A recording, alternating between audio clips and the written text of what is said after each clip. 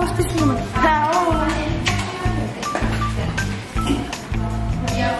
Айде, кифлите! Момчета, са след стълбите. Давай! Много забавно. Да.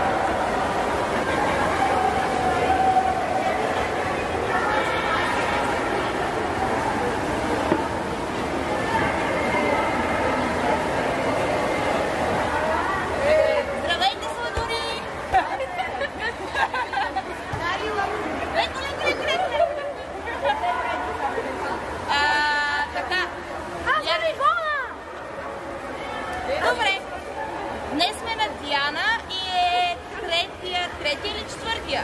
Четвъртия. Добре, четвъртия ден от лагера, който тихо провеждаме през пролетната ваканция.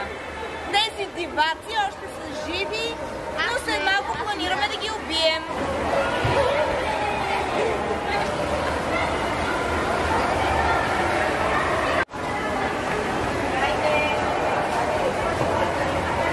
Ето ви лудницата пред шкафа, когато кажем какви уреди трябват за дадената тренировка. Готвим се да влизаме.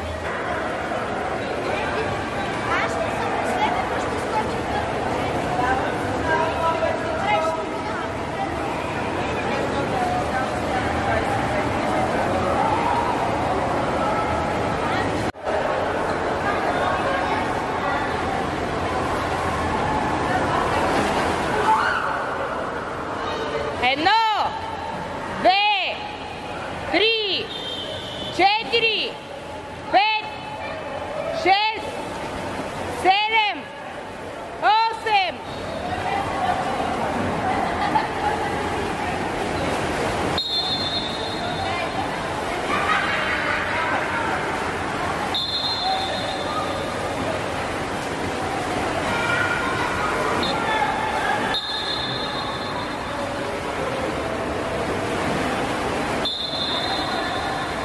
Дали ще дойдеш да те видиме? Мисля, че дали ще снимаме или няма да чупим малко. Не, за нетичане изобщо не става въпрос. Виж, Нико се вижда. Отиваме да правим суха, приключихме втората тренировка за деня. Все още са живи, отчитам се, че са живи, защото те ще твърдят друго. Ивона вече ме гледаше отчаяно. Отиваме да потичаме малко. Окапа ми ръката. А след това сигурно ще направим няколко кръга на физическа подготовка и приключваме за днес. Което е супер, защото и ние вече сме доста уморени, честно казано. Четвърти ден на този режим ни идва малко в повече. Но стисваме зъби и да видим.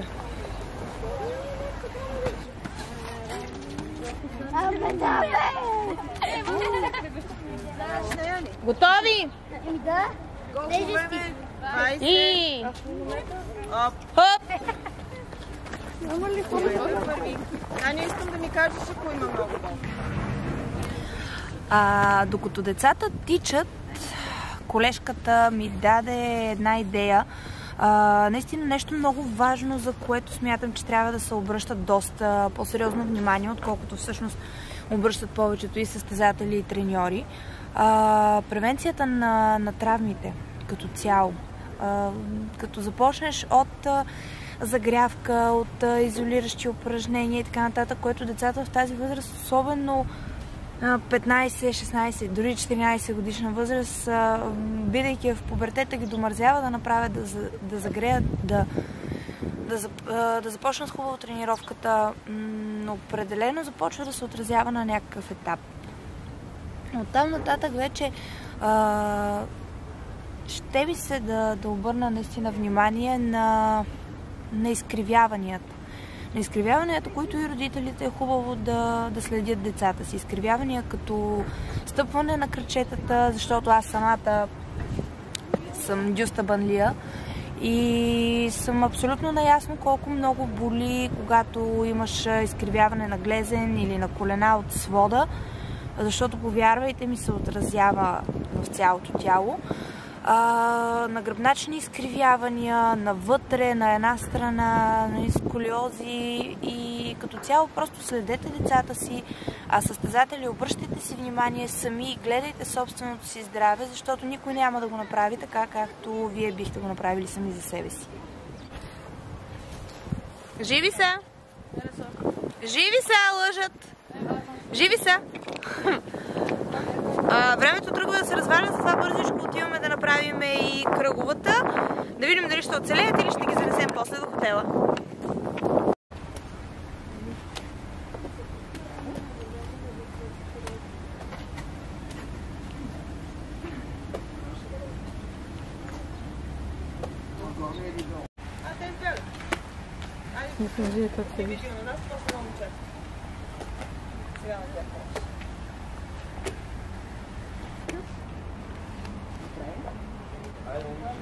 Напред. 8, 9,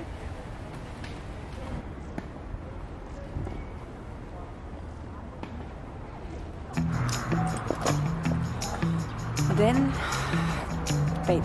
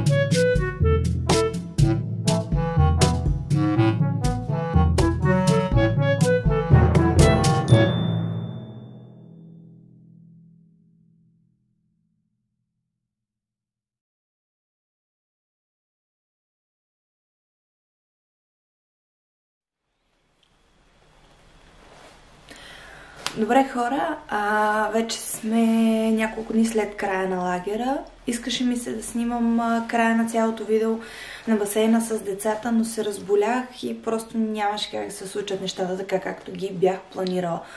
Но всъщност видяхте така доста голяма част от първия ни лагер за сезона.